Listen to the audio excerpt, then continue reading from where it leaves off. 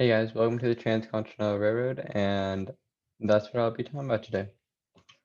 Why the Transcontinental Railroad? Part 1. The locomotive was created in 1830, and as trains grew in popularity, so did the use of train tracks. Therefore, many train tracks connected the East Coast cities as the East Coast was more populated at the time. By 1850, there were 9,000 miles of railroad tracks on the east side of Missouri. However, in 1849, there were many settlers were moving west because of the discovery of gold and the cheaper land that was out there. The settlers did face many challenges though, such as mountain, rivers, and deserts. The East Coast Railroad System. As you can see, at this time, from the east side of Missouri and all the way to the Atlantic Ocean, you can see that there's a lot more train tracks than the west side, and especially in the northeast, it's very uh, more populated and more train tracks. This is a painting that was done during the time to show the settlers moving west and the challenges that they had upcoming and they had faced. As you can see here, they're not using trains. They're using horse and wagon and horse, and they're walking. Why the Transcontinental Railroad? In 1849, an entrepreneur named Asa Whitney proposed to Congress that there should be a railroad that stretches into the Pacific. Due to sectionalism in the Congress, the idea never manifested. The first steps. So how did it got started? A young engineer named Theodore Judah identified the Donner's Pass in North Carolina as the perfect location for constructing a railroad through the Sierra Nevada mountains. By 1861, he got a group of investors from Sacramento to form the Central Pacific Railroad Company. Um, Judah, Judah, Judah then was able to convince Congress to Congress and the president at the time, Abraham Lincoln, to sign the Pacific Railroad Act. This is Theodore Judah, and on the right is the Pacific Railroad Act.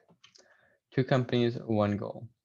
The act allowed the Central Pacific Railroad to start building in Sacramento and continue across the Sierra Nevada, so coming from the West Coast. And while the second company, the Union Pacific Railroad, would start around the Missouri River and the Iowa-Nebraska border and build westward. So they're starting from the east side, but not as far as the East Coast.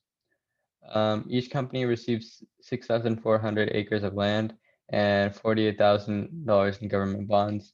Though they knew they would meet in the middle, they did not state where they would meet. In addition, competition arose between the two companies. They probably didn't decide on an exact meeting point because they don't know how hard the land would be to build and how fast each side would build. And competition arose just to see which company could gain more ground. These were two ads in the newspaper that were talked about each company. This one is a Union Central Pacific Railroad. Leadership and money loopholes. Leaders of the Central Pacific Railroad Company were all businessmen with no prior experience in railroad or rail construction or engineering. The leaders borrowed money heavily to finance the project and found government loopholes to get as many funds as possible.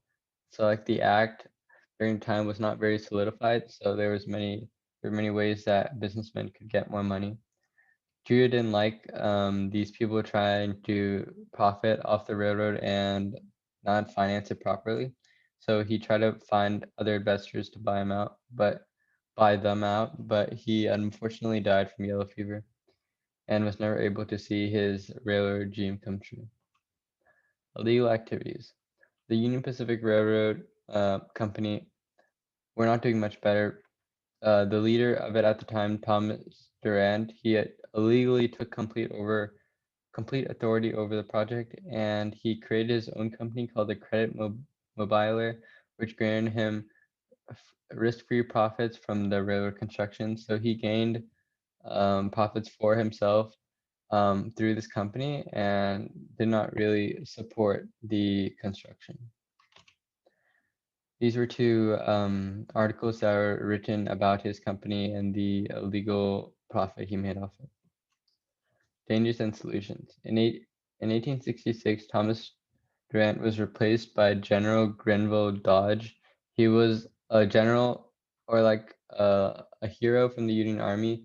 So he was definitely trained well, and he brought probably guidance and strict rules to the company. They were making steady progress through the plains, but they faced attacks from native tribes, and this was rightfully so because these companies were encroaching on native lands, and the native tribes were probably fearful of the progress of the white man. Meanwhile, progress in the Sierra was slow because of the terrain they faced, such as mountains and deserts, and that allowed the the increase of ramshack settlements to be formed along the tracks, and these are melting pots of drinking, gambling, and violence that added to the stereotype of the Wild West. As you can see here, this is along the Sierra Mountains and desert, and the arrows are pointing to a ramshack settlement. Chinese labor. As in 1865, the Central Pacific Railroad Company struggled to retain its workers due to intense labor, so they started to bring over and hire Chinese laborers. The Chinese were considered an inferior race just because of the intense racism of this era. The laborers were paid less than American workers, and they lived in tents, so worse living conditions.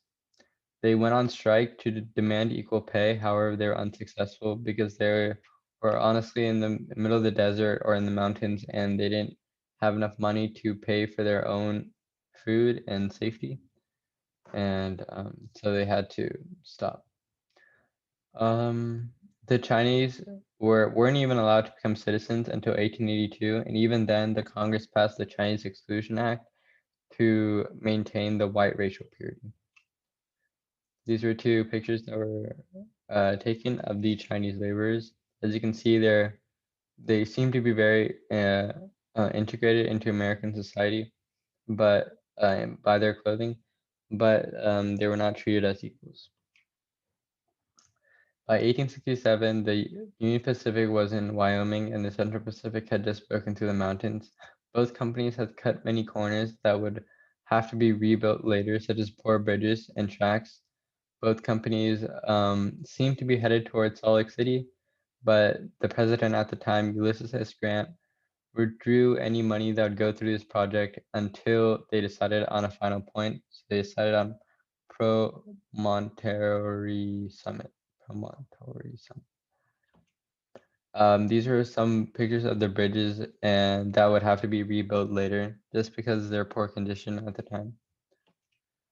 Finishing touch. Many workers gathered around to watch the last spike be driven in and the golden spike ceremony, but the picture did not include a picture that was taken during the ceremony did not include the Chinese laborers.